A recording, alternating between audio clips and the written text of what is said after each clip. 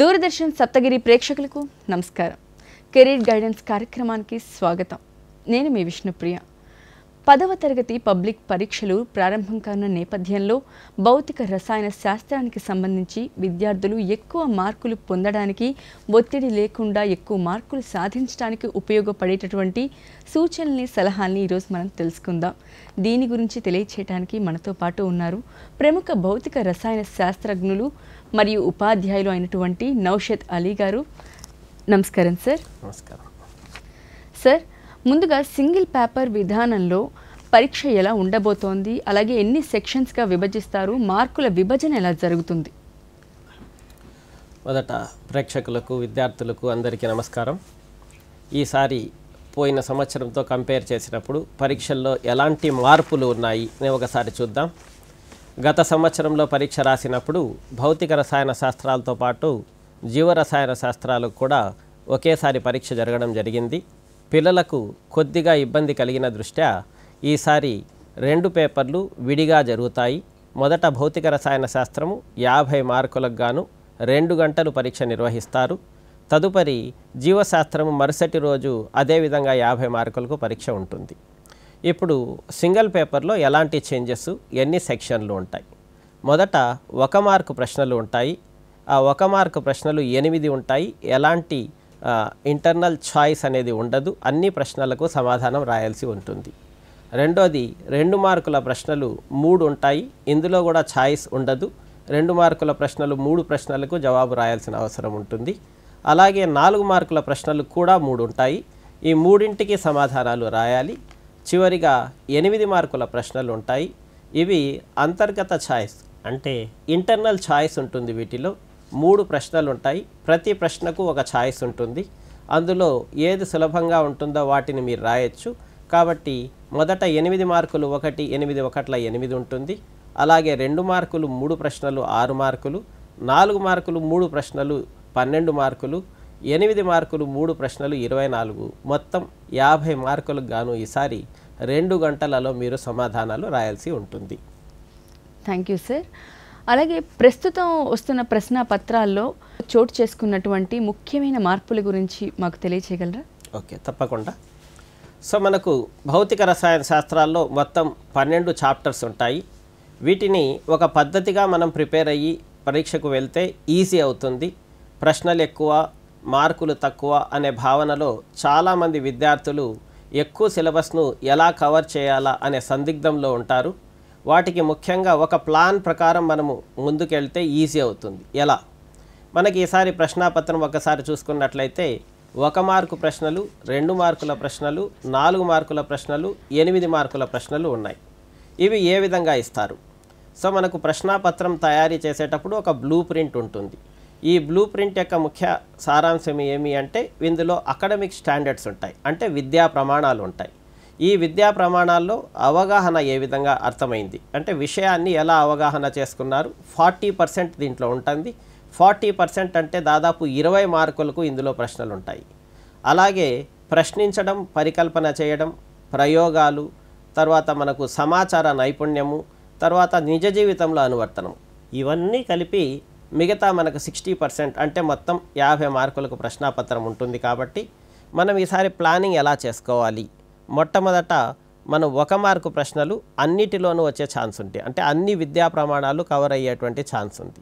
అలాగే 2 మార్కులు, 4 మార్కులు, 8 మార్కుల ప్రశ్నల్లో మనకు కొన్ని సెలెక్టెడ్ విద్యా ప్రమాణాలు మాత్రమే వచ్చేదానికి అవకాశం ఉంది. కాబట్టి తదుపరి మనం మాట్లాడేటప్పుడు ప్రతి సెక్షన్లోనూ ఎలాంటి 1 మార్కు ఎలా ప్రిపేర్ కావాలి, 2 ఎలా చదవాలి, 4 ఎలా చదవాలి, 8 మార్కులను ఎలా మనము ఉపయోగించుకొని రాయాలి, మొత్తం అందరూ పాస్ ఎలా కావాలి, హయ్యెస్ట్ మార్క్స్ ఎలా సాధించాలి అనే విషయాలు మనం ఈ సెషన్లో డిస్కస్ చేద్దాం.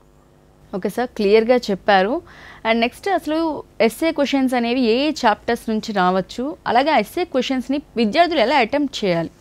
ఓకే, మంచి ప్రశ్న. మొట్టమొదట మనకు అందరికీ విద్యార్థులకు ఒక ఆందోళన కలిగించేటువంటి ఏమంటే ఈ ఎస్ఏ టైప్ క్వశ్చన్స్ 8 మార్క్స్ ఒకవేళ మిస్ అయితే 8 మార్కులు వెళ్తాయి కదా అనే భయం ఉంటుంది.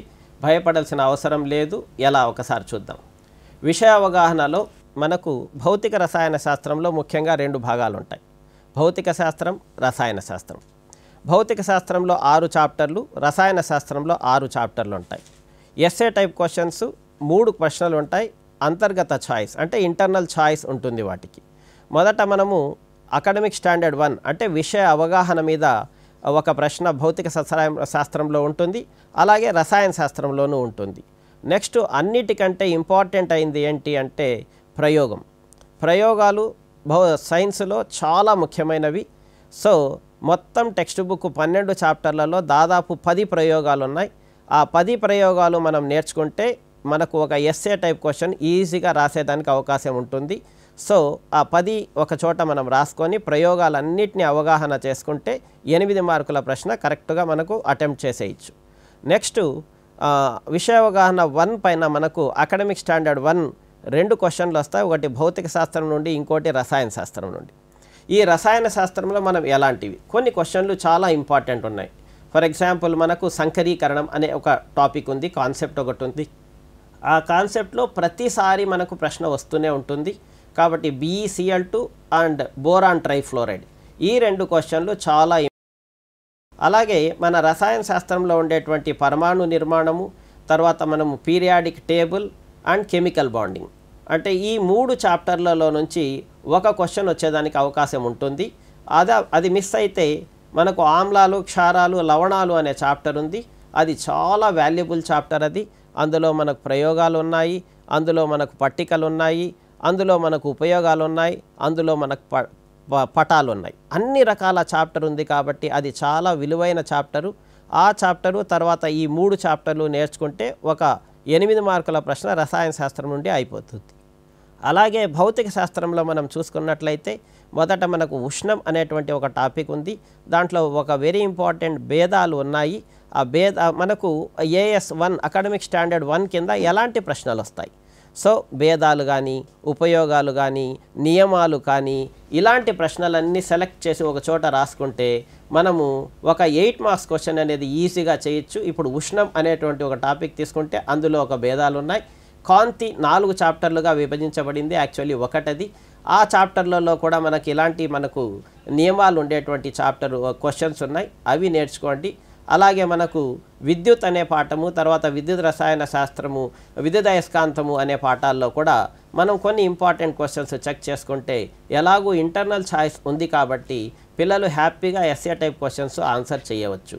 ఆ ఆన్సర్ చేయడం కూడా స్పష్టంగా అందులో ఉండే ప్రతి పాయింట్ వైజ్ రాస్తే మార్కులు ఈజీగా వచ్చేటువంటి అవకాశం ఉంటుంది. పేరాగ్రాఫ్ లాగా రాయకండి, పాయింట్ వైజ్ రాయండి, చక్కగా ఉంటుంది. ఓకే సార్, అలాగే ఇప్పుడు మీరు చెప్పిన విధంగానే ఇంపార్టెంట్ క్వశ్చన్స్ చెప్పారు. అలాగే విశిష్టోష్ణం, ఓం నియమం, ఆమ్లాల్లో విద్యుత్ వాహకత, వక్రీభవన గుణకం మొదలైన వాటికి సంబంధించి ప్రశ్నలు వస్తూ ఉంటాయి కదా, మరి అవి చదివితే సరిపోతుందంటారా? నెక్స్ట్ మనం ఇది వరకు వ్యాసరూప సమాధానాలు, వ్యాసరూప ప్రశ్నలు ఏ విధంగా ఉంటాయి అని చెప్పుకున్నాం. మళ్ళీ మనం ఒకసారి విద్యా ప్రమాణాలకు ఒకసారి వెళ్తే, ఈ విద్యా ప్రమాణాల్లో ఇంతకుముందే చెప్పాను నేను, AS1 విషయ అవగాహన పైన దాదాపు 40% ప్రశ్నలు వస్తాయని. అవి కాకుండా మనకు ఉండేటువంటి ప్రశ్నలు, పట్టికలు, సమాచార సేకరణ అనేది ఇంపార్టెంటు. అంటే మళ్ళీ మనం టెక్స్ట్ బుక్ మొత్తం ఒకసారి సమాచార సేకరణ గురించి చూసుకుంటే ఇప్పుడు విశిష్టోష్ణం పైన, తర్వాత మనకు విశిష్ట నిరోధం పైన, తర్వాత మనకు ప్రతి చాప్టర్లోనూ అన్ని 8 నుంచి 9 పట్టికలు మనకు లభిస్తాయి. వాటికి సంబంధించిన ప్రశ్నలు టెక్స్ట్ బుక్లో ఉండవు, కానీ పట్టికలు ఉంటాయి. ఆ పట్టికల ఆధారంగా కొన్ని ప్రశ్నలు అడుగుతారు కాబట్టి విద్యార్థులు ఈ కాలం ఒక 1 వీక్ దీంట్లో టైం పెట్టుకొని రోజుకు ఒక పట్టికను ఏ విధంగా ప్రశ్నలు వస్తాయి అని మీ ఉపాధ్యాయులతో డిస్కస్ చేసుకుంటే 7 మార్కులకు పట్టికలు వచ్చేటువంటి ఛాన్స్ ఉంది. ఒక 4 మార్కుల ప్రశ్న, ఒక 2 మార్కుల ప్రశ్న, ఒక 1 మార్కు ప్రశ్న, లేదా ఏదో ఒక కాంబినేషన్లో 7 మార్కులు లభించేటువంటి ఛాన్స్ ఉంది. భౌతిక రసాయన శాస్త్రంలో సులభమైన ప్రశ్నల్లో ఇదొకటి. చాలా తక్కువ సమయంలో మీరు పట్టికలను అవగాహన చేసుకుంటే ఆన్సర్లు చాలా సులభంగా రాసుకోవచ్చు. మీ అందరికీ నేను కోరడం ఏంటి అంటే, ఆ రోజుకు ఒక పట్టిక తీసుకోండి, ఒక 1 వీక్ ప్లాన్ చేసుకోండి. అంటే ఒక వారానికి రోజుకు ఒక పట్టికను ఎలాంటి ప్రశ్నలు అడుగుతాయో మీ ఉపాధ్యాయుల యొక్క హెల్ప్ తీసుకోండి. 7 రోజుల్లో మీకు 7 మార్కులు గ్యారెంటీగా వచ్చేదానికి అవకాశం ఉంటుంది. ఓకే సార్, అలాగే సమాచార విశ్లేషణ విభాగంలో ఇప్పుడు మీరు అన్నట్లుగానే పట్టికలు, గ్రాఫ్లు ఉంటాయి కదా సార్, మరి దానిలో సులభంగా మార్కులు పొందడం ఎలా అని చాలామంది అనుకుంటూ ఉంటారు. ఇప్పుడు మీరు క్లియర్ ఎనాలిసిస్ అయితే ఇచ్చారు, ఇంకొంచెం ఏమైనా టిప్స్ ఇవ్వగలరా? సరే, మనం కొన్ని ఉదాహరణలు తీసుకుంటే దీనికి అర్థమయ్యేదానికి ఈజీగా ఉంటుంది. మొదట ఉష్ణం అనేటువంటి ఒక చాప్టర్లో ఉష్ణం అనే చాప్టర్లో మనం తీసుకుంటే విశిష్టోష్ణం అనే పట్టిక ఒకటి ఇచ్చారు. సో ఈ విశిష్టోష్ణంలో ప్రశ్నలు ఎలా ఉంటాయి అని ఒకసారి చూసుకుంటే, విశిష్టోష్ణం అనగానేమి అదొకటి తెలుస్తుంది. వాటిని ఎలా కొలుస్తారు అంటే ప్రమాణాలు తెలుసుకోవాల్సి ఉంటుంది. వాటి యొక్క ఉపయోగం ఏంటి, ఎందుకు మనం ఆ చాప్టర్ను నేర్చుకుంటున్నాము, ప్లస్ పట్టిక ఎందుకు దాని గురించి ఏ విధంగా ఇచ్చారు. అంటే ఇప్పుడు విశిష్టోష్ణము తక్కువగా ఉంటే ఏమవుతుంది, ఎక్కువగా ఉంటే ఏమవుతుంది. ఫర్ ఎగ్జాంపుల్ విశిష్టోష్ణము విలువ చాలా ఎక్కువ ఉంది, అప్పుడు ఏమవుతుంది, తొందరగా వేడెక్కుతుందా, తొందరగా చల్లారుతుందా, ఇలాంటి విషయాలు జనరల్గా అవగాహన చేసుకోండి. ఒక పట్టికను అవగాహన చేసుకుంటే మనము ఆ ప్రశ్నలు ఏదైనా కూడా మనము 4 ప్రశ్నలు ఉండేది 10 ప్రశ్నలుగా రాసి పెట్టుకున్నామంటే అక్కడ ఉండే ప్రశ్నకు ఈజీగా ఆన్సర్ చేసేదానికి అవకాశం ఉంటుంది. అది భౌతిక శాస్త్రంలో. అలాగే రసాయన శాస్త్రంలో కూడా పట్టికలు, సరే ఏ ఒక చాప్టర్ మనం తీసుకున్నా కూడా ఆ పట్టికలు చాలా తక్కువ పట్టికలు ఉన్నాయి టెక్స్ట్ బుక్లో. ఆ పట్టికలు విలువలు ఎందుకు ఇచ్చాము, వాటిని బట్టి పట్టాల్సిన అవసరం లేదు. ఆ పట్టిక ఎందుకు ఇవ్వబడింది, దాని అర్థం ఏమిటి, ఎలాంటి ప్రశ్నలు వస్తాయి, ఇలాంటివి నేర్చుకుంటే సులభం అవుతుంది, కష్టపడాల్సిన అవసరం ఏమీ ఉండదు. చాలా చక్కగా వివరించారు సార్. అలాగే ప్రశ్నించడం మరియు ప్రశంస అనే విద్యా ప్రమాణాలపై ఎటువంటి క్వశ్చన్స్ అడిగే అవకాశం ఉందంటారు? చాలా మంచి ప్రశ్న మేడం ఇది. మొదట విద్యా ప్రమాణాల అవసరం ఏమొచ్చింది. సో సైన్స్లో మనం మాట్లాడుకునేటప్పుడు ఒక విషయాన్ని అవగాహన చేసుకుంటాం. అవగాహన చేసుకున్నాక ప్రతి పిల్లవానికి, ప్రతి మనిషికి ఒక ప్రశ్నించే గుణం వస్తుంది. అది ఎందుకు, ఏమిటి, ఎలా అని. దాని తర్వాత అతను దాన్ని పరికల్పన చేస్తాడు, అంటే ఏమై ఉండొచ్చు ఆన్సర్ అని. అది అవునా కాదా అని తెలుసుకునేదానికి 2 పద్ధతులు ఉంటాయి సైన్స్లో. ఒకటి ప్రయోగాల ద్వారా నిర్ధారణ చేయొచ్చు. అన్ని ప్రయోగాల ద్వారా చేయలేము కాబట్టి కొన్ని వాటిని సమాచార సేకరణ ద్వారా మనం నిర్ధారణ జరుగుతుంది. సరే, ఇప్పుడు పిల్లవానికి అర్థమైండేది పటరూపంలో గీయగలడా అనేసి ఇంకో విద్యా ప్రమాణము. ఇంతవరకు మనకు సైన్స్ ప్రతి సబ్జెక్టు యొక్క లక్ష్యం ఏంటి అంటే నిజ జీవితానికి అనువర్తనం చేయడం. ఎలా మనం ఈ పిల్లవాడు నిజ జీవితంలో దీన్ని అప్లై చేస్తాడు అనే దాని మీద ఈ విద్యా ప్రమాణాలు తయారయ్యాయి. ఇందులో పరీక్షల పరంగా మనం మాట్లాడినప్పుడు ఏమవుతుందంటే, రెండోది ప్రశ్నించడము, పరికల్పనము చేయడము అనేది ప్రశ్నలు ఎలాంటివి ఉంటాయి అనే సందేహము ప్రతి పిల్లవానికి ఎలా చదవాలా అనే డౌట్ వస్తుంది. ఈరోజు వాటిని గురించి నీట్గా మనం మాట్లాడుకుందాం. ప్రశ్నలు తయారు చేసేటప్పుడు పరికల్పన పైన ప్రశ్నలు ఉండకపోవచ్చు, కానీ ప్రశ్నించడం ఉండొచ్చు. ఉదాహరణకు ఏదో ఒక టాపిక్, ఒక కాన్సెప్ట్ తీసుకున్నాము. ఆ కాన్సెప్ట్లో సపోజ్ కాంతి అనే దాంట్లో మనకు వక్రీభవన గుణకము అనే ఒక ప్రశ్న ఉంది. ఆ వక్రీభవన గుణకం పైన మనం కొన్ని ప్రశ్నలు తయారు చేయండి అని అడగవచ్చు. అంటే మనం ఏం చేయాలి, ప్రశ్నలు తయారు చేయడము అంటే అదేంటి ఇదేంటి ఏదో ఒకటి రాసేస్తే సరిపోదు. ఆ వక్రీభవనము గుణకము అంటే ఏమిటి అనేది ఒక ప్రశ్న రాయొచ్చు మనము. వక్రీభవన గుణకం యొక్క ఉపయోగం ఏంటి, దానికి సంబంధించిన ప్రశ్నలు మాత్రమే రాయాల్సి ఉంటుంది. కాబట్టి పిల్లవానికి ఇంకొక విద్యా ప్రమాణము దీనిపైన అవగాహన ఉంటే రాసేదానికి ఈజీగా ఉన్నటువంటి ఒక ఆప్షన్ ఇలాంటి ప్రశ్నలు. కాబట్టి ప్రశ్నించడమే కాకుండా నెక్స్ట్ పరికల్పన చేయడం. కెమిస్ట్రీలో ఒక ఉదాహరణ తీసేసుకుందాం. ఇప్పుడు హుండ్ నియమం కానీ హాఫ్బో నియమం కానీ వాటి గురించి మనం నేర్చుకుంటాం. వాటిని మనం పట్టికలో తయారు చేసుకుంటాం. ఆ పట్టికలో ఏదో ఒక క్వశ్చన్ ఇచ్చేసి ఏమై ఉండొచ్చు, తర్వాత నెక్స్ట్ స్టెప్ ఏమవుతుంది అనే ప్రశ్న. అంటే ఇప్పుడు మనము కాంపిటేటివ్ వరల్డ్లో మనకు పిల్లలకు ఎలా ఉంది అంటే ఒకవైపు నేర్చుకున్న తర్వాత నెక్స్ట్ దాని తర్వాత ఏం జరుగుతుంది ఊహించే శక్తి మన పిల్లలకు కావాలి. కాబట్టి ఇలాంటి ఒక విద్యా ప్రమాణాన్ని నిర్ధారించడం జరిగింది.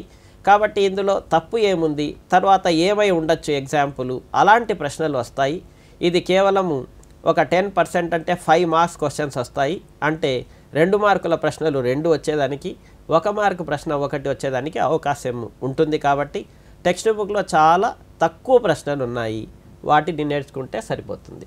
సార్, అలాగే 1 మార్కు ప్రశ్నలకి సమాధానం రాయడంలో విద్యార్థులు ఎటువంటి జాగ్రత్తలు పాటించాలి? 1 మార్కు ప్రశ్నల్లో చాలామందికి ఒక మాటలో రాయాలా, ఒక వాక్యంలో రాయాలా అనేటువంటి డౌట్స్ కొన్ని పిల్లలకు సందేహాలు ఉంటాయి. ఇది మనకు 1 మార్కు ప్రశ్నలు అంటే ఒక్క పదంలో ఆన్సర్ రాసే జవాబులు కాదు. ఒక వాక్యంలో కంప్లీట్గా రాయాల్సి ఉంటుంది. కాబట్టి ఎగ్జాంపుల్కు ఏదో ఒక ప్రశ్న తీసేసుకుందాం. ఇప్పుడు విద్యుత్తు అనేది మనకు ఓం నియమము అనగానేమి అని అంటే ఆ ఓం నియమం యొక్క డెఫినేషను మనం రాసేటప్పుడు ఒక వాక్యం కావచ్చు, 2 వాక్యాలు కావచ్చు, 2 వాక్యాల్లో రాయాల్సి వస్తుంది. అంతేగాని ఓం నియమము V=IR అనే చిన్నగా ఒక్క పదంలో జవాబు రాయకూడదు.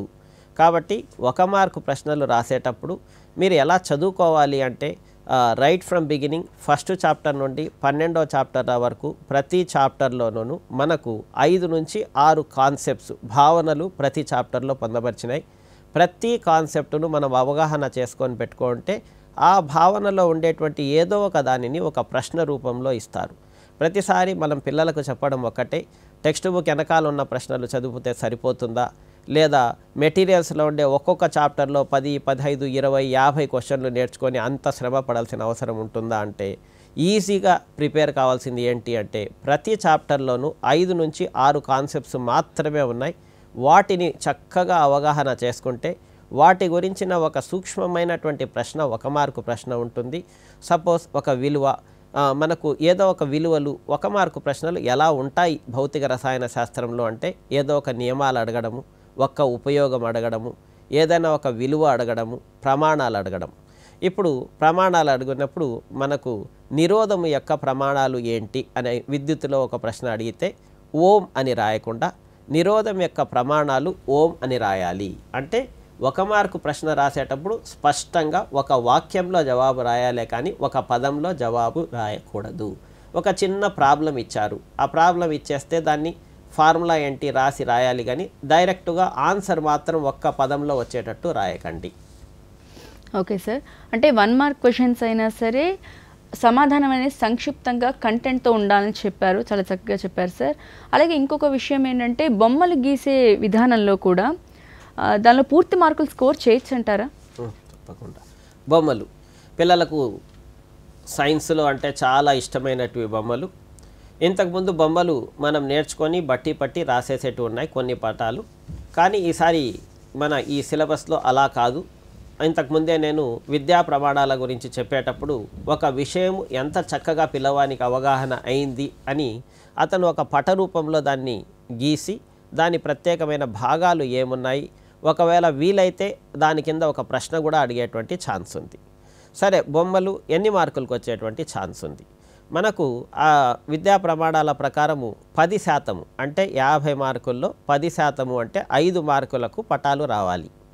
ఈ 5 మార్కులకు పటాలు అంటే మనకున్న క్వశ్చన్స్ 1 మార్కు, 2 మార్కులు, 4 మార్కులు, 8 మార్కులు. కాబట్టి 8 మార్కుల్లో పటాలు వచ్చేటువంటి అవకాశం లేదు. రెండోది 4 మార్కుల ప్రశ్న ఒకటి ఇచ్చేదానికి అవకాశం ఉంది. సో 4 మార్కుల క్వశ్చన్ ఖచ్చితంగా రావచ్చు.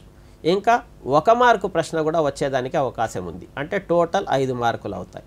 ఇప్పుడు ప్రశ్న ఏంటి, 1 మార్కుకు పటం ఎలా ఇచ్చేస్తారు? అంత పెద్ద పటానికి 1 మార్కేనా అంటే ఇక్కడ పటము గీసేసి దాంట్లో ఏదో ఒక భాగాన్ని గుర్తించమను, లేదా ఆ పటం ఇచ్చేసి దాని పేరేంటో అడగమను, ఇలాంటి చిన్న చిన్న పటాలు మాత్రమే అక్కడ ఇవ్వగలుగుతారు. లేదా అక్కడే పటం ఇచ్చి దాంట్లో భాగాలు ఐడెంటిఫై చేయడము, అలాంటివి ఏదో ఒక చిన్న పదం అవుతారు. ఇంకా 4 మార్కుల విషయానికి వచ్చేస్తే పటాలు భౌతిక శాస్త్రంలో నేర్చుకోవాలా, రసాయన శాస్త్రంలో నేర్చుకోవాలా, ఎలా నేర్చుకోవాలా. అలాగే మనము ఒక చాప్టర్స్ అన్నీ ఒకసారి అవగాహన చేసుకుంటే మొత్తం చాప్టర్లో ఉండే పటాలు మీరు ఒక చోట గీసుకొని, ఇంతకుముందే చెప్పాను నేను, ఒక 1 వీకో 10 డేసో ప్లాన్ చేసుకోండి.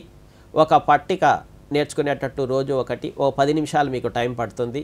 అలాగే రోజుకు ఒక పటం గీసేటట్లు ఒకే చోట ఉండాలి. ఆ పటము భాగాలు చక్కగా గీసి ఒక రోజు 10 రోజుల్లో ఇలా మీరు ప్లాన్ చేసుకుంటూ పోతే రోజు ఒక ½ అన్ అవర్ మీరు స్పెండ్ చేస్తే 10 రోజులకు మీకు రివిజన్ అయిపోతుంది. మీ దగ్గర ఒక నోట్స్ ఉంటుంది. నెక్స్ట్ టైం 1 అవర్లో మీరు రివిజన్ చేసుకోవచ్చు. ఇప్పుడు మ్యాథ్స్ పరీక్ష రాసి ఉంటారు, ఇంతకుముందు బాగా అలసిపోయి ఉంటారు. నెక్స్ట్ డేనే మనకు ఫిజిక్స్ ఉంటుంది. 2 హార్డ్ ఎగ్జామ్స్ ఒకేసారి ఒకటి తర్వాత ఒకటి వస్తుంది.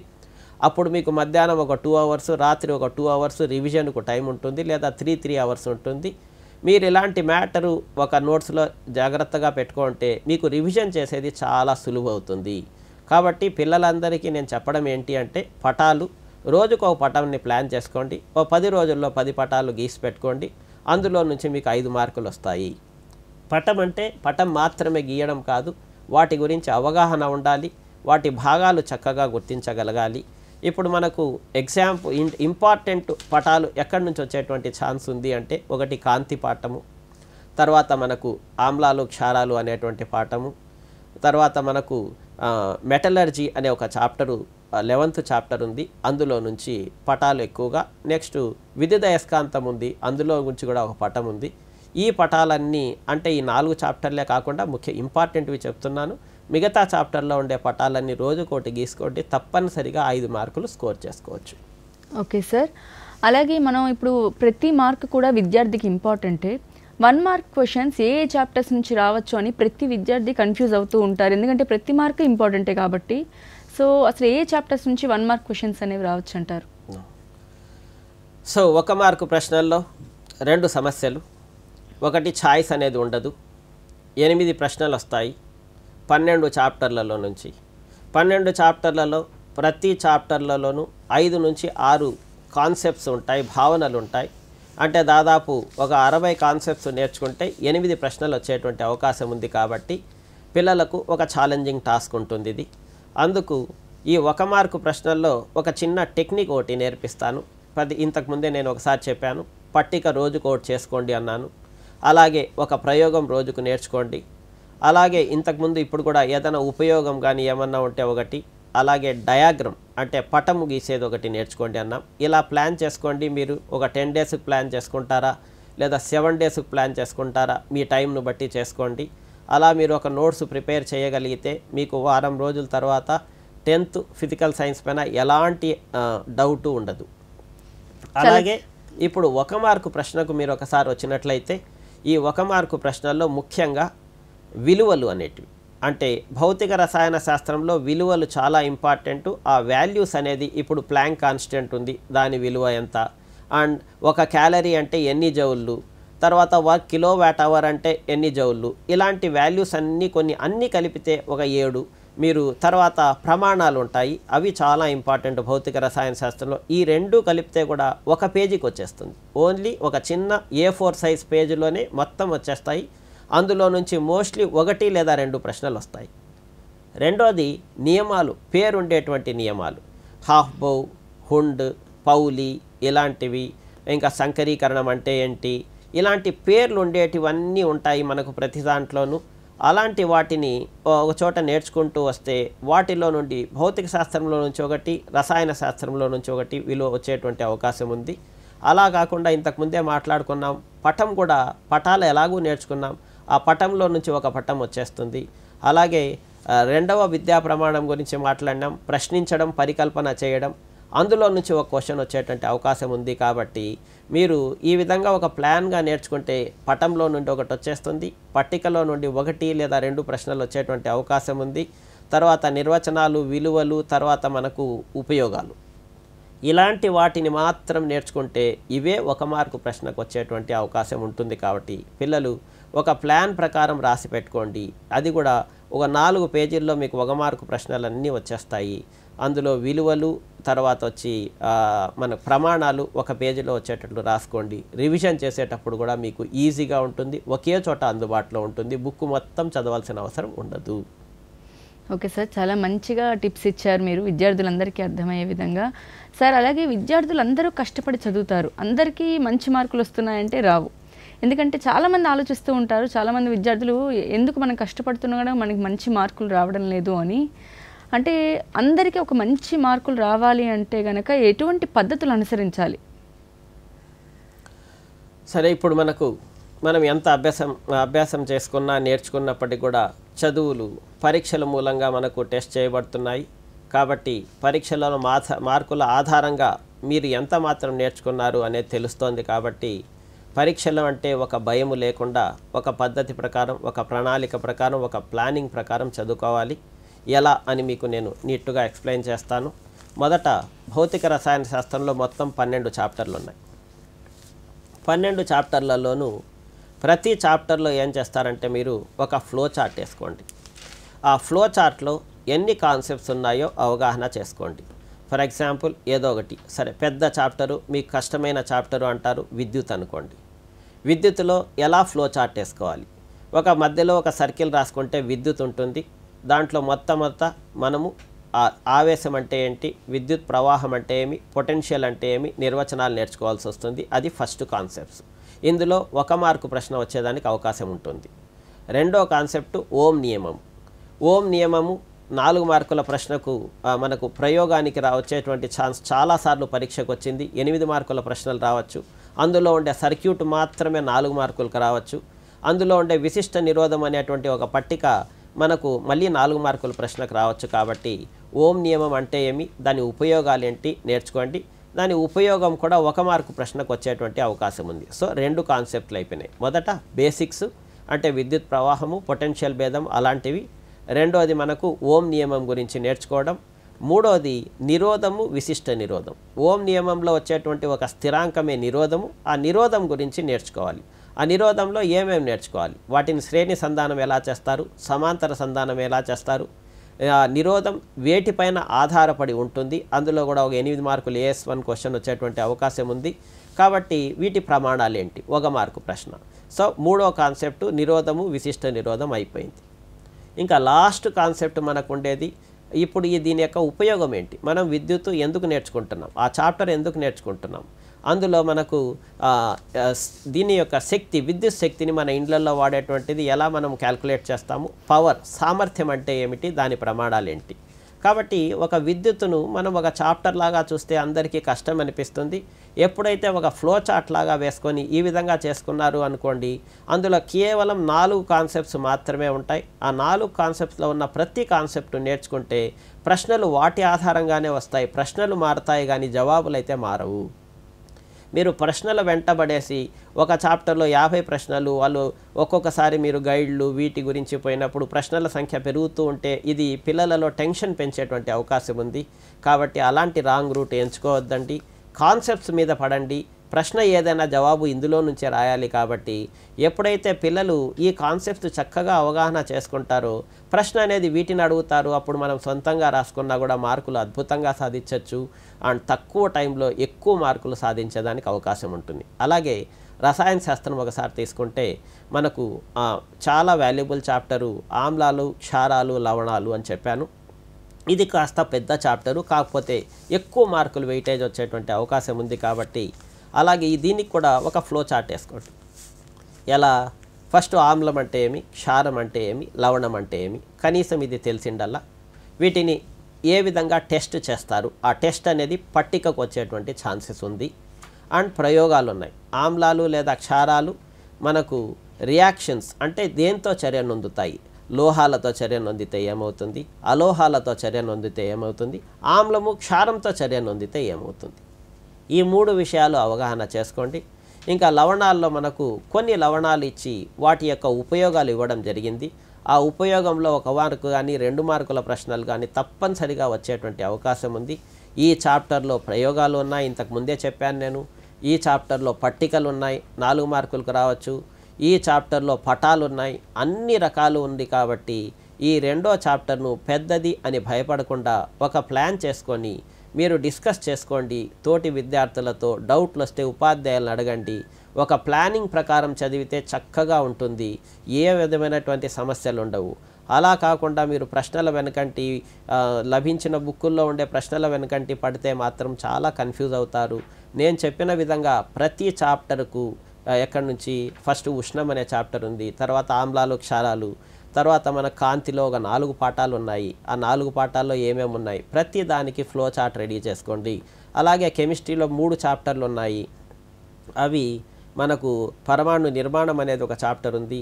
రెండోది మనకు పీరియాడిక్ టేబుల్ ఒకటి ఉంది.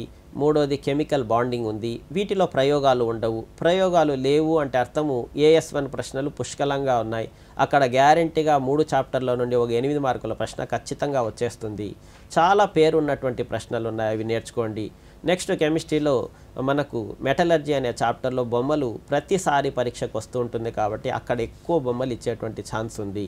అలాగే లాస్ట్ చాప్టర్ మన కర్బన రసాయన శాస్త్రం మళ్ళీ మీకు హయ్యర్ స్టడీస్లో కూడా చాలా ఉపయోగం. కాబట్టి వాటిని అర్థం చేసుకుంటే అందులో మనకు కొన్ని ప్రశ్నలు వచ్చేటువంటి అవకాశం ఉంది. మధ్యలో విద్యుత్తును ఎలా ప్లాన్ చేసుకోవాలో చెప్పాము. అలాగే విద్యుదయస్కాంతం అనేది చాలామంది కష్టంగా భావించేటువంటి చాప్టరు. అందులో చాలా తక్కువ కాన్సెప్ట్స్ ఉన్నాయి. చాలా తక్కువ కాన్సెప్ట్స్ అంటే మీరు దానికి ఒక్కసారి ఫ్లో చార్ట్ తీసుకొని మొదట అయస్కాంత క్షేత్రం అంటే ఏంటి, ఏ తీగలో ఒక తీగ స్ట్రైట్గా వైర్ ఒకటి ఉంటే, సర్కిల్ వైర్ ఉంటే, సోలనాయిడ్ లాగా ఉంటే, సర్పిలంగా ఉంటే, ఈ మూడిట్లోనూ అయస్కాంత క్షేత్రం ఎలా కనుక్కోవాలి, వాటిపైన ఎలాంటి ఫోర్సెస్ పనిచేస్తున్నాయి, అంటే ఒక చార్జ్డ్ పార్టికల్ పైన ఎంత ఫోర్స్ యాక్ట్ చేస్తుంది, ఒక తీగ పైన ఎంత ఫోర్స్ యాక్ట్ చేస్తుంది, ఒక తీగ చుట్ట పైన ఎంత ఫోర్సు, దాన్ని బేస్ చేసుకొని మనకి ఏమవుతుందంటే ఒక మోటార్ ఎలా పనిచేస్తుందో తెలుస్తుంది.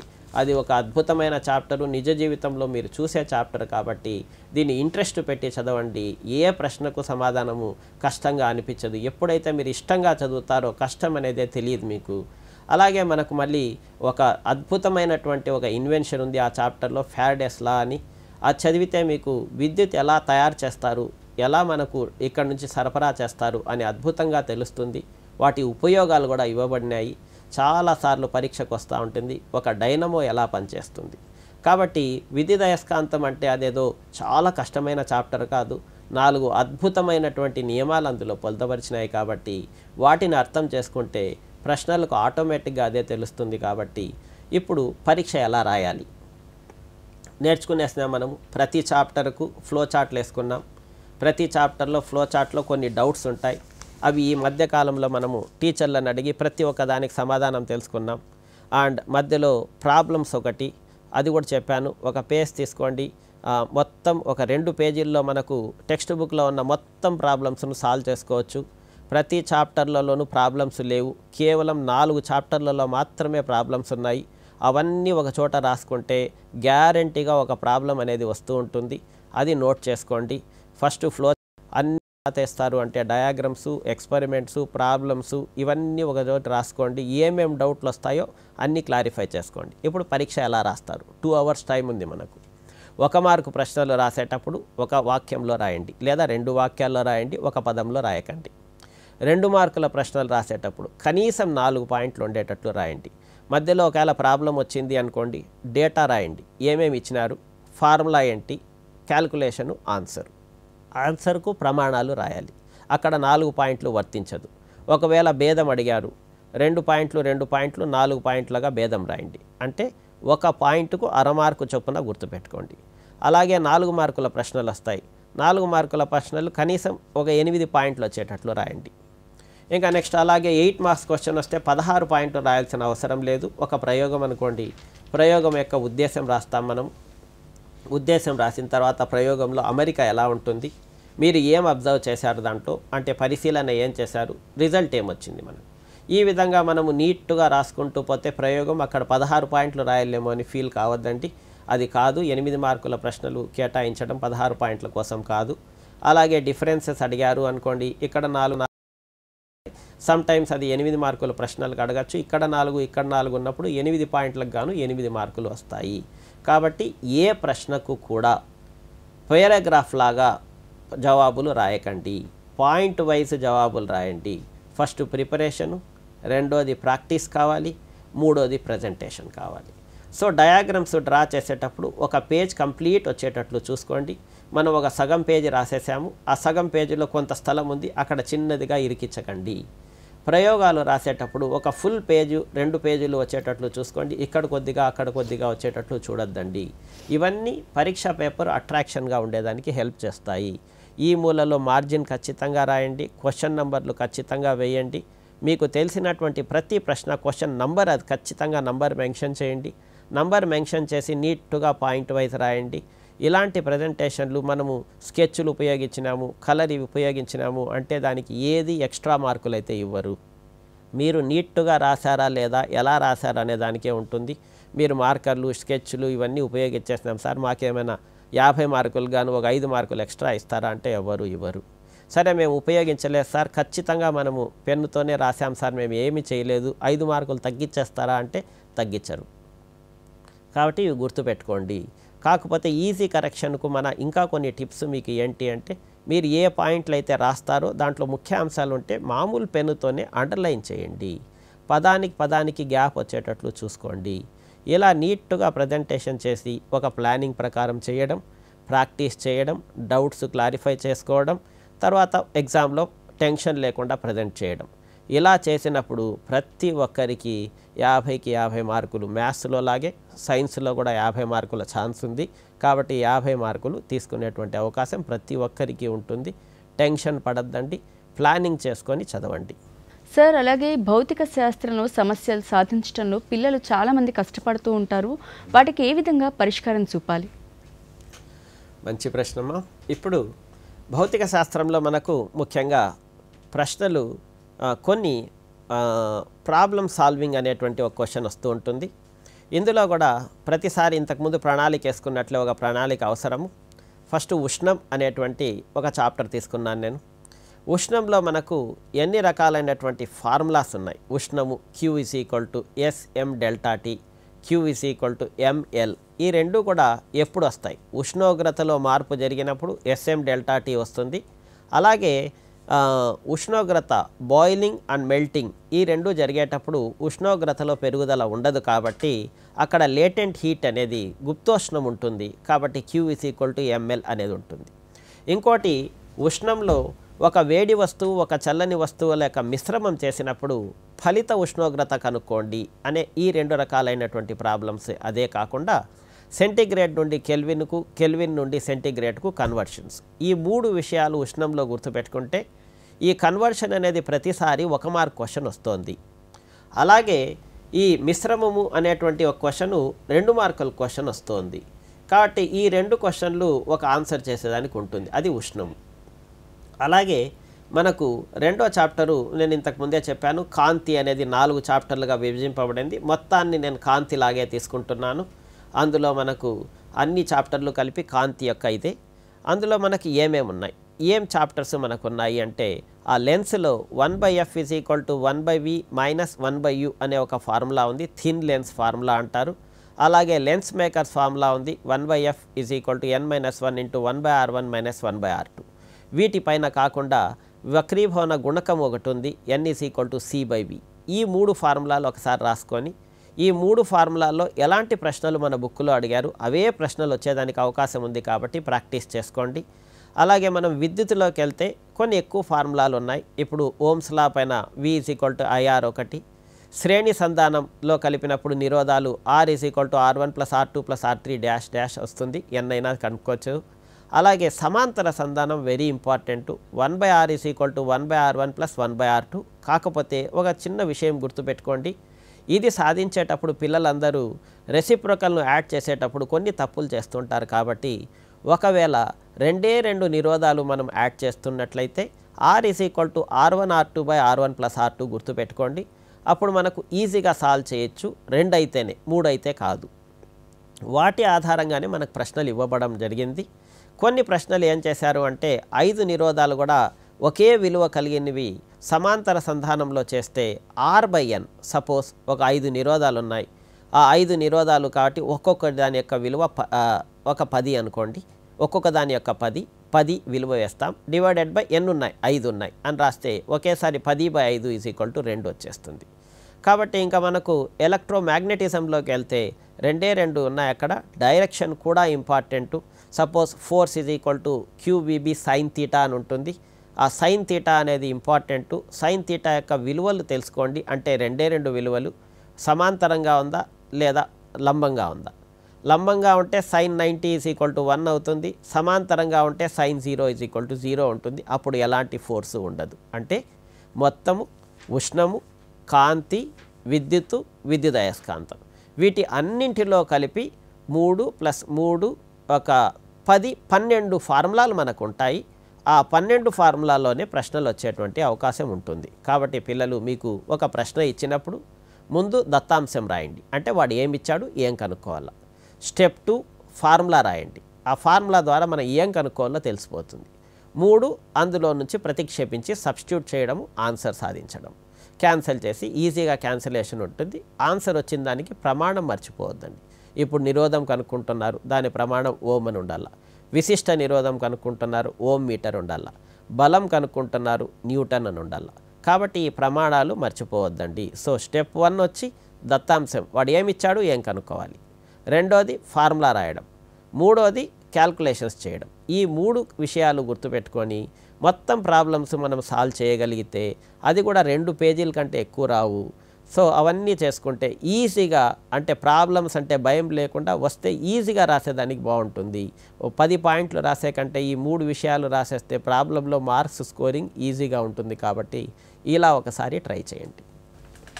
ఓకే సార్, చాలా చక్కగా స్పష్టంగా చెప్పారు. నిజంగా విద్యార్థులందరికీ అర్థమయ్యే విధంగా చెప్పారు. అలాగే సార్, రసాయన శాస్త్రంలో సమీకరణాలని ఏ విధంగా గుర్తించాలి, ఎలా రాస్తే వాళ్ళు మంచి మార్క్స్ స్కోర్ చేస్తారు విద్యార్థులందరూ?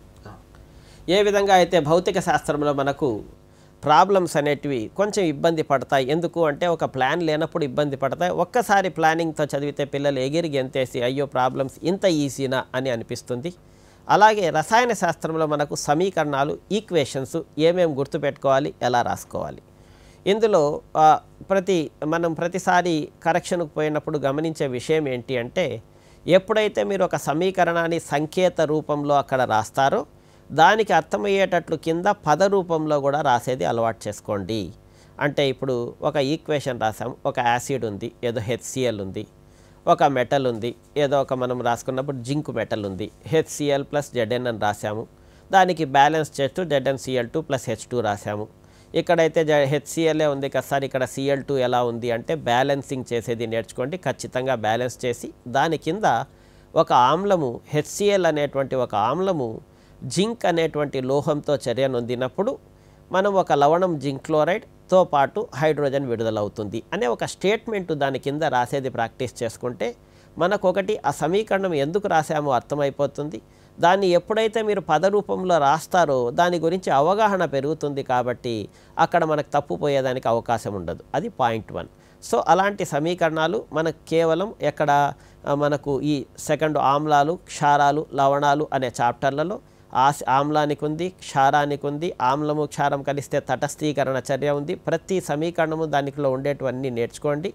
అలాగే మనకు నెక్స్ట్ చాప్టర్ మనకు లాస్ట్ ఆర్గానిక్ కెమిస్ట్రీలో కొన్ని సమీకరణాలు ఉన్నాయి, మెటలర్జీలో కొన్ని సమీకరణాలు ఉన్నాయి. ఆ సమీకరణాలన్నీ ఒక చోట రాసి దాన్ని మళ్ళీ పద రూపంలో రాసేది ప్రాక్టీస్ చేసుకోండి. ప్రతిదీ బ్యాలెన్స్ చేసేది నేర్చుకోండి. అంటే ఒక ఈక్వేషన్ రాసిన తర్వాత యారో మార్కుకు లెఫ్ట్ హ్యాండ్ సైడ్, యారో మార్కుకు రైట్ హ్యాండ్ సైడ్ ఉండేటువంటి అన్ని మూలకాలు బ్యాలెన్స్లో ఉండాలి, సమాన సంఖ్యలో ఉండేటట్టు చేసుకోండి.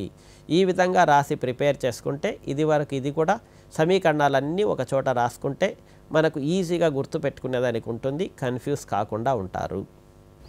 సార్, అలాగే 10వ తరగతి పరీక్షల సందర్భంగా పిల్లల విషయంలో, అంటే విద్యార్థుల విషయంలో తల్లిదండ్రుల పాత్ర ఏ విధంగా ఉండాలి? తల్లిదండ్రులు మనం ఒక సమాజంలో ఒక అభివృద్ధి చెందేటప్పుడు ఒక పిల్లవాడు అభివృద్ధి చెంది దేశ భావి భారత పౌరుడు కావాలి అంటే ఒకటి విద్యార్థి యొక్క సెల్ఫ్ ఇంట్రెస్ట్, రెండోది ఉపాధ్యాయుల పాత్ర, మూడవది తల్లిదండ్రుల పాత్ర, అండ్ నాలుగవది అతని పియర్ గ్రూప్ కూడా చాలా ఇంపార్టెంట్. ఈ 4 విషయాలు దృష్టిలో పెట్టుకుంటే ఒక అభివృద్ధి చెందేదానికి అవకాశం ఉంటుంది. సో ఎప్పుడైతే తల్లిదండ్రులు ఇంటి వద్ద, తర్వాత ఉపాధ్యాయులు పాఠశాలలో ఎప్పుడైతే కేర్ తీసుకుంటారో దాదాపు 50% ఇంట్రెస్ట్ అతనిలో వచ్చేస్తుంది. అతను ఆ పియర్ గ్రూప్లో ఉండేటువంటి పిల్లలు మంచి పిల్లల సహవాసం ఉన్నప్పుడు ఇవన్నీ కలిస్తే అతను ఖచ్చితంగా సక్సెస్ అవ్వాల్సిన అవసరం ఉంటుంది. ఇప్పుడు ఇది సైన్సా, తెలుగునా, లేకపోతే సోషలా అనే సంబంధం లేకుండా తల్లిదండ్రులు ఆ పిల్లవానికి నంబర్ 1 ఒత్తిడి పెట్టకూడదు. ఎప్పుడైతే ఒత్తిడి పెట్టి పక్కింటోళ్ళకు ఇన్ని మార్కులు వచ్చాయి నీకు రావట్లేదా అనే ఒత్తిడి పెట్టకుండా అతనికి సపోర్ట్ చేయాల్సి ఉంది. ఎందుకంటే పిల్లవాడికి ప్రతి సబ్జెక్ట్లోనూ అన్ని విషయాలు అర్థమయ్యాయా లేదా ఫస్ట్ మనం అవగాహన చేసుకోవాలి. అది తెలుగు కానివ్వండి, మ్యాథ్స్ కానివ్వండి. ఒక్కొక్క దాంట్లో ఒక పిల్లోడు ఇంట్రెస్ట్గా ఉంటాడు, ఒక్కో దాంట్లో ఒకటి డల్లుగా ఉండేటువంటి అవకాశం ఉంది. ఆ డల్లుగా ఉండడానికి అవకాశం అతని అర్థం కాకపోయి ఉండొచ్చు, సరే అతనికి ఎలా రాయాలో తెలియకపోయి ఉండొచ్చు. కాబట్టి మొదట ఇలాంటి విషయాలన్నీ పాఠశాలలో ఉపాధ్యాయులు గమనించేసి ప్రతి సబ్జెక్టుకు ఒక టీచర్ ఉంటారు కాబట్టి ఆ విషయాల్లో వాళ్ళు అవగాహన చేసుకొని ఈ సబ్జెక్ట్లో ఇతను బాగున్నాడు, ఈ సబ్జెక్ట్లో ఇతను వీక్ ఉన్నాడు అనే విషయాలు అక్కడ చూస్తారు. కాబట్టి తల్లిదండ్రుల పాత్ర ఎలా ఉండాలి అంటే అతనితో పాటు కూర్చొని అతన్ని ఇంట్లో కూడా ప్రెషర్ పెట్టకుండా, అంటే ముఖ్యంగా ఈ సీరియళ్ళు, సినిమాలు కొన్ని రోజులు ఆ పిల్లలకు అడ్డం రాకుండా చూసుకోవడం తల్లిదండ్రుల బాధ్యత. రెండోది పిల్లవాని దగ్గర కూర్చొని అంటే నువ్వు ఏం చేస్తున్నావు నాన్న, ఇప్పుడు ఏం నీకు అర్థమైంది, ఈరోజు ఏం చదువుతున్నావు ఒక్కసారి చెప్పు అంటే అతను బుక్ ఎత్తుకొని కూర్చోండొచ్చు, చదవచ్చు, చదవకపోవచ్చు. కాబట్టి ఏం చేయాలి, మీరు ఏం చదువుతున్నావు, ఏ చాప్టరు, ఏంటి ఈ ప్రశ్న అంటే ఏంటి, దీని జవాబు ఏంటి, ఇలాంటి రెస్పాన్సిబిలిటీస్ అడిగినప్పుడు పిల్లలలో ఒక రెస్పాన్సిబిలిటీ పెరిగి అరే తల్లిదండ్రులు మనకు అడుగుతున్నారు అంటే మనం చదవాలి అని అతను కూర్చున్న టైం సద్వినియోగం చేసుకుంటారు. మీ ఇద్దరి మధ్య అనుబంధం కూడా ఇంకా ఎరుగుతుంది. కాబట్టి వస్తానే నువ్వు చదవవు, నువ్వు ఇలాంటివి ఇది అది అని చెప్తే ఆ పిల్లలలో నెగిటివిటీ పెంచకుండా పాజిటివ్ యాటిట్యూడ్ను పెంచండి. తర్వాత అతనికి ఏమైనా అవసరం ఉందా, అవసరం ఉంది, ఇదో ఇది అర్థం కావట్లేదు అని మీకు అమ్మకు ఎస్పెషల్లీ పిల్లలు చెప్పగలుగుతారు. ఆ టీచర్ దగ్గరికి వెళ్ళి ఇదో ఇలాంటివి ఉన్నాయి, ఇది అర్థం కాలేదు మేడం, ఇది అర్థం కాలేదు సార్, కొంచెం చెప్పియండి అని ఎక్స్ట్రా టైం కేర్ తీసుకోవాలి. Last mobile phones. ఇప్పుడు మొబైల్ ఫోన్స్లో మనకి ఈ ప్రశ్నాపత్రం వచ్చింది, ఆ ప్రశ్నాపత్రం వచ్చింది, ఇవి వచ్చాయి అవి వచ్చాయి అనేసి అవి మనకు లాభము ఉన్నాయి, నష్టాలు ఉన్నాయి. ఇప్పుడు మోస్ట్లీ 10th వరకు అతను మొబైల్ ఫోన్ యూజ్ చేసిన అవసరం ముఖ్యంగా ఏ సబ్జెక్ట్లోనూ రాదు. మనం ఇంతవరకే చెప్పాము. ఇది వరకు డిస్కస్ చేసినట్లుగానే టెక్స్ట్ బుక్ను నీట్గా చదువుకోవడం, అతనికి డౌట్ ఉంటే నెక్స్ట్ ఆప్షను టీచరు. ఈ రెండే కానీ ఫోన్ యొక్క అవకాశం ఉండదు. ఒక్కసారి ఫోన్లో ఉన్నప్పుడు చాలా టైం అనేది వేస్ట్ అయ్యేటువంటి అవకాశం ఉంది. కాబట్టి ముఖ్యంగా తల్లిదండ్రులకు విజ్ఞప్తి చేసేది ఏమి అంటే, ఒకటి టీవీ, రెండోది మొబైల్స్, ఇవి కాస్త దూరం పెట్టండి. అండ్ ఆ పిల్లవానికి నెగిటివిటీ కాకుండా పాజిటివ్ దృక్పథంతో ఏం అవసరమో చూడండి. రెండోది పౌష్టికాహారం. పౌష్టికాహారం అనేది అతని ఆరోగ్యము బాగుండాలి అంటే ఇక్కడ పౌష్టికాహారంలో మనకి ఏమేమి కావాలి, ఈ జంక్ ఫుడ్ అవాయిడ్ చేసి అదే ఎక్కువ ప్రేమ గారాభం చూపించి తినిపించకుండా అతనికి ఏం పౌష్టికంగా ప్రోటీన్స్ ఏం కావాలి, విటమిన్స్ ఏం కావాలి, ఇలాంటివి సపోర్ట్ చేసినట్లయితే పిల్లోంట్లో రెస్పాన్సిబిలిటీ పెరుగుతుంది. అండ్ అతను చక్కగా అవగాహన చేసుకున్నాడంటే హ్యాపీగా రాస్తారు. తర్వాత ఇది ఫౌండేషన్ కాబట్టి ఇంటర్మీడియట్లో కూడా ఇదే దృక్పథం అతనిలో అలవడిందంటే అతను ఏమైతే లక్ష్యాన్ని పెట్టుకున్నాడో ఆ లక్ష్యం నెరవేరుతుంది. ఇంకోటి, తల్లిదండ్రులు మీ లక్ష్యాలను పిల్లలకు రుద్దకండి. ఆ పిల్లవానికి ఏమి ఇష్టం అనేది చెక్ చేయండి, ఆ సబ్జెక్టును ఎంకరేజ్ చేయండి.